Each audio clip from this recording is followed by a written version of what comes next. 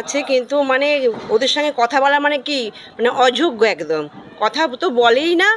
আর হচ্ছে যে মানে টোনটিটকারি মারা, তারপরে হচ্ছে মানে যখন আমরা কিছু হয়তো কথা বলছি তখন সেটা মানে শোনারও নয়।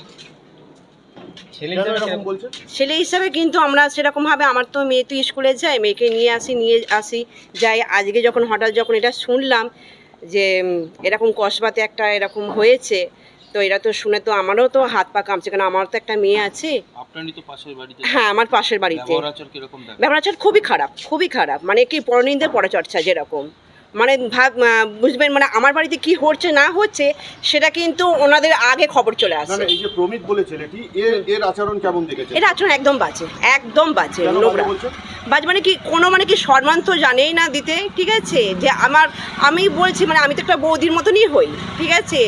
রাস্তায় যাবে, হয়তো বারণ করলাম যে কোনো কিছু হয়তো যে এরকম যে তুমি এরকম যে কথাটা যে বলছো, এরকম বলাটা কিন্তু উচিত নয়। সে হয়তো সিটি মেরে দিয়ে চলে গেল। বড় ননদের পাড়ায় থাকতো, যেমন হয় ছেলেরা দুষ্টু হয়, কেউ বলে বাঁদর, কেউ বলে পাজি, কিন্তু ডানপিটে। এখন বড় হয়ে সে কোন দিকে মোড় নেবে সেটা তো কেউই জানে না। একটা বেশি বোধহয় এখানে দেখা যেত না, সবাই বলছে। মা ভালো, মা মেয়ে তো বলছে গরিবদের সাহায্য করতো তাদেরকে, কিন্তু ছেলেটা সম্বন্ধে তবে অন্যায় যদি করে থাকে অবশ্যই তো শাস্তি হওয়া উচিত। যদিও আমাদের দেশে ধর্ষণকারীরা শাস্তি পায় না, এটাই প্রমাণিত। আপনার উপযুক্ত যদি শাস্তি কোথাও না হয় তাহলে তো দিনের পর দিন ঘটতেই থাকবে। আজ এর বাড়ি তো কাল ওর বাড়ি।